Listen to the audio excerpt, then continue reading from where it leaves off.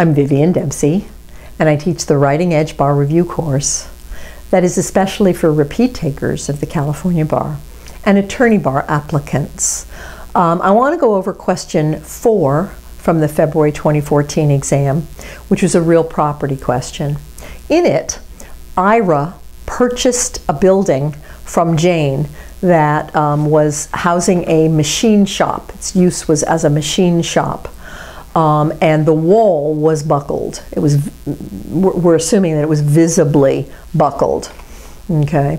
The location for the machine shop was not zoned for manufacturing use. It was okay for residential and for retail, I believe. Yeah, retail, but not for manufacturing. When the machine shop had been put up, there was no zoning code yet. And so once the zoning code came in, the building was grandfathered in. Okay. The next door neighbor, Donna, is in the process of building a office building right next door to Ira's machine shop. Now, an office building, visualize it. It's probably going to be a fairly big building, maybe many stories, certainly big size. It's an office building. So excavating for that office building is going to be substantial. Okay. So Donna has a duty in strict liability to provide subjacent and lateral support to her next door neighbor, both not to undercut the land under the machine shop and not to affect the building right next to the machine shop. Okay, strict liability, but only if the land is in its natural condition. If it's been built on, if it has a building on it, there is no longer any strict liability for failure to provide lateral and subjacent support. Then the theory is negligence. Okay, so so first of all, the wall is buckling. It's visible. Secondly, once Donna starts the excavation, Ira goes running over to her and says, "Hey, you're disturbing my building. It's really being affected by your excavation." She does nothing. She continues to excavate. Okay, so then the building just crumbles. It just completely dissolves. Okay, Ira wants to rebuild there. So he applies for a building permit. Well, you can't get a building permit if you're in an area that isn't zoned for what you want to build. So it originally was grandfathered in, but that only lasts as long as the building remains as it had been when it was grandfathered in. If there's a need for rebuilding or any kind of substantial work on the building that requires a building permit, once they see that it's in an area that's not zoned for that, they're going to deny the building permit. So that's what's happening to poor Ira. Okay, he's no longer got a building there.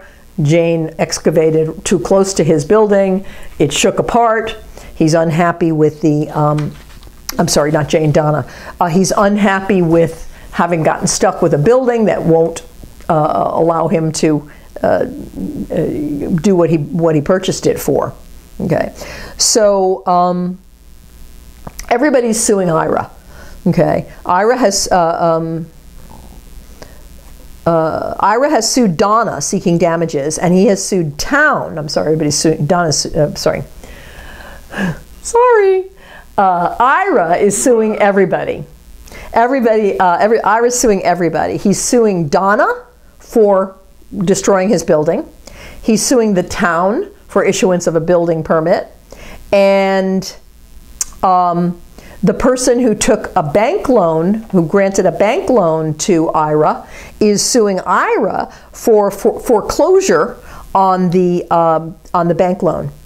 And Jane has demanded a proportionate share of the proceeds from any sale of the building, because Jane, when she sold the building to Ira, got a deed of trust. So she's essentially the first mortgage holder.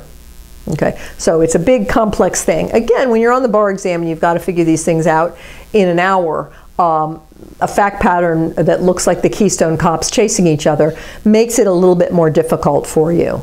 It does give you guidance because it gives you 3 interrogatories. The first one is Ira's suit against the seller, Jane, and the 2 theories there are lateral and subjacent support, and then negligence.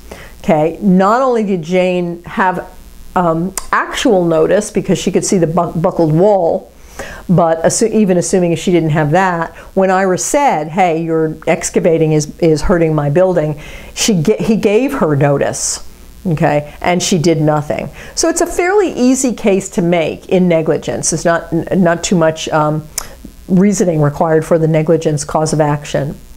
The fact that Ira's building couldn't withstand the excavation where perhaps a more stable building could have raises essentially the kind of reasoning that you would have in a eggshell skull plaintiff case, that Jane must take the plaintiff as she finds him.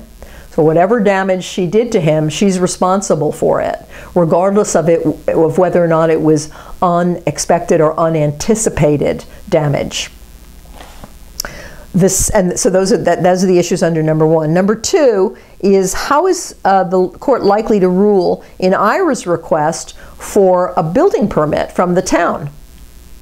And I just basically already gave you the answer. The grandfathering lasts only as long as the building remains in its condition as it was grandfathered in.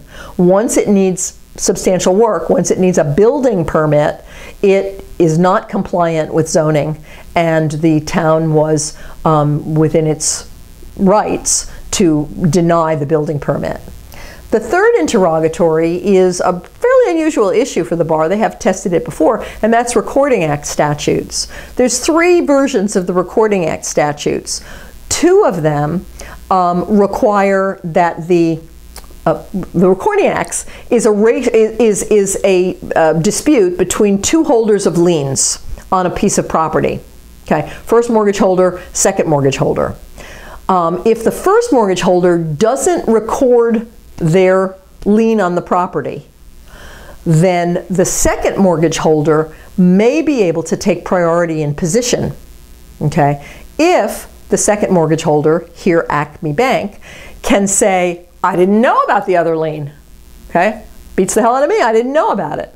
Okay, and under 2 of the 3 Recording Act theories, it requires that the second mortgage holder, in this case the bank, had no knowledge of the prior lien holder. Well, it tells you in the facts that the bank knew about the Jane's deed of trust. So under those 2 theories, the bank loses, and Jane's priority of lien rises above it, even if Jane didn't record. The third of the 3 Recording Act statutes is simply a race. It's just a race between Jane and Acme. Whichever one of them recorded first is the priority, gets first position of lien. Okay, and again, we don't know that Jane recorded. So probably Jane did not record, it wasn't told to us. So Acme, under that third theory, would be the priority lien holder. Acme files for foreclosure against the property when Ira defaults on the bank loan. And in the facts of the question, it says Jane, finding out about the foreclosure, says, you have to pay me proportionally whatever you recover on the foreclosure sale.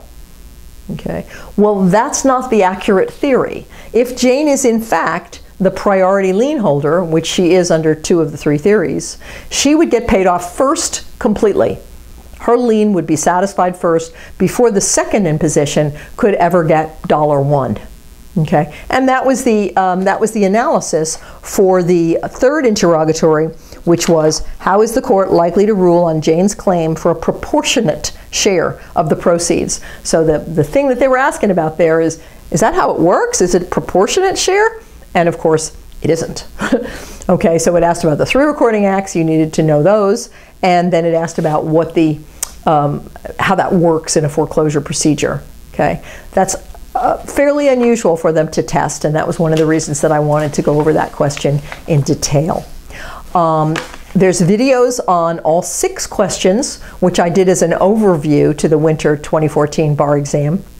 There is 5 myths that need to be debunked, which many, especially repeat takers, believe in. Urban legend, as they say, and those need, it would be wise for you to take a look at that and see if you're not falling victim to one or more of those myths.